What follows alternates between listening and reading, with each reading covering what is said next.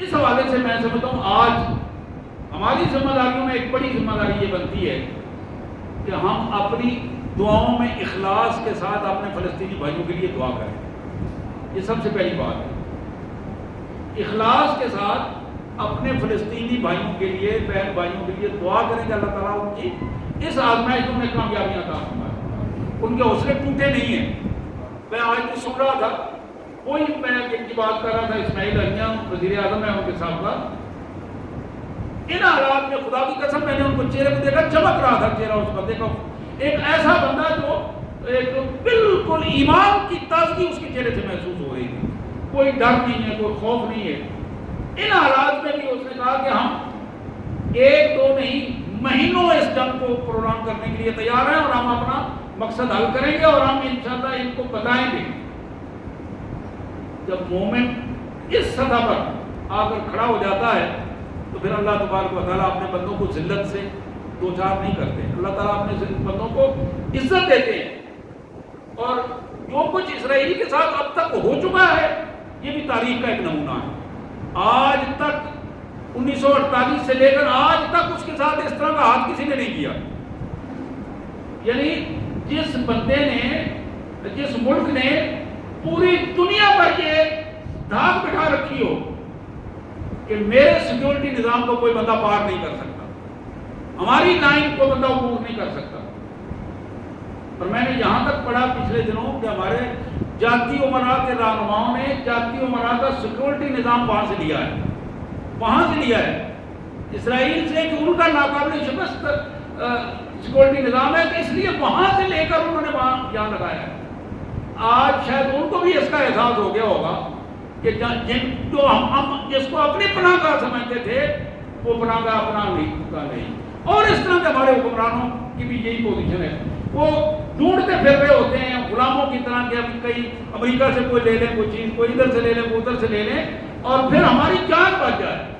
اور بدبختی یہ ہے کہ جہاں جان بچنے کی کیفیت ہے اللہ کے ہاں وہ سجدہ ریز نہیں ہوتی، وہاں اپنے آپ کو دھوکہ دیتے ہیں.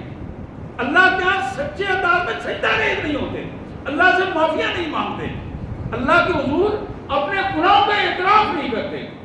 اور وہ گناہ جو قومی گناہ ہیں، افراد، بڑی خوبصورت بات علامہ اقبال نے کہی تھی کہ افراد کے گناہ معاف ہو سکتے ہیں. یہ یاد رکھو کہ افراد کے گناہ معاف ہو جاتے ہیں، بندہ توبہ کرے تو معاف ہو جاتا ہے، لیکن قوموں کی غلطیاں معاف نہیں ہوا کرتی. اور جو بدبخت قوموں کے سربراہ بن کر بیٹھے ہوتے ہیں جب وہ فیصلہ کرتے ہیں تو پھر اس فیصلے کو اللہ کے یہاں معاف نہیں کیا جاتا. وہ فیصلے جب غلط کرتے ہیں تو پھر قوموں کو بھی سزا ملتی ہے اور نسل در نسل ان کی سزائیں جو ہمیں بھگتنا پڑتی ہیں. بالکل اسی کیفیت میں پہلی چیز جو میں عرض کر رہا تھا وہ دعائیں ہیں. اپنے بھائیوں کے لیے، بہنوں کے لیے، ان بچوں کے لیے، بزرگوں کے لیے فلسطین میں جو کام آ رہے ہیں ان کے لیے دعائیں کی جائیں کہ اللہ تعالیٰ ان کو استقامت بھی دے، صحت بھی دے، اللہ تعالیٰ ان کو کامیابیاں بھی عطا فرمائے. اسی طرح دوسری بات ہماری یہ ذمہ داری بنتی ہے کہ ہم اپنی استطاعت کے مطابق ضرور یہ کوشش کریں کہ الخدمت کو تھوڑا حوصلہ دیں کہ تم جو کروڑوں روپے وہاں صرف کر رہے ہو وہ کروڑوں روپے اس میں میرا بھی چاہے 1 روپے ہی کیوں نہ ہو، یہ میرا بھی ایک قطرہ اس میں داخل ہو، ممکن ہے اللہ تبارک و تعالیٰ اسی لیے میرے لیے اثر کا باعث بنا.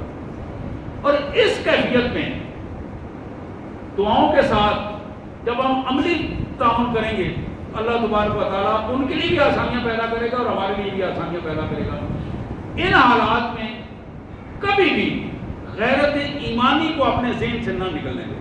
یہ یاد رکھیں، یہ سب سے بڑا سرمایہ ہے. جب ذہن میں یہ بات آ جائے تو وہ ہیں اور ہم تو ادھر بیٹھے ہیں، ہمیں ان سے کیا. یاد رکھیے پھر مسلم برادری سے بندہ کٹ جاتا ہے. جب مسلمان برادری سے کٹے گا پھر اللہ کے ہاں اس کا پتہ کٹ جاتا ہے. پھر اللہ اپنے ریکارڈ سے اسے محو کرتے ہیں.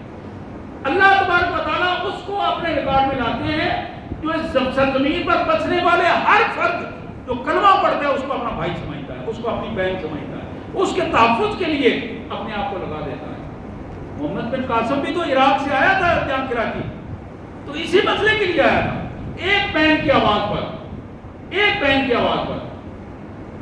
آج بھی ایک نہیں دو نہیں سینکڑوں بہنیں ہزاروں بہنیں آپ آوازیں دے رہی ہیں. اللہ تبارک و تعالیٰ ہماری ان بہنوں پر، بچوں پر، بزرگوں پر، مجاہدین پر اپنی رحمت نازل فرمائے، اور اللہ تعالیٰ ان کے بیماروں کو شفا عطا فرمائے. اللہ تعالیٰ ان کے مجاہدین کو ہمت دے کہ وہ باطل کے سامنے کھڑے ہوں اور اب کامیابیاں اللہ تعالیٰ انہیں عطا فرمائے. اللہ تعالیٰ ہمیں ان کا معاون کرنے کی توفیق عطا فرمائے. وآخر دعوانا الحمد للہ رب العالمین.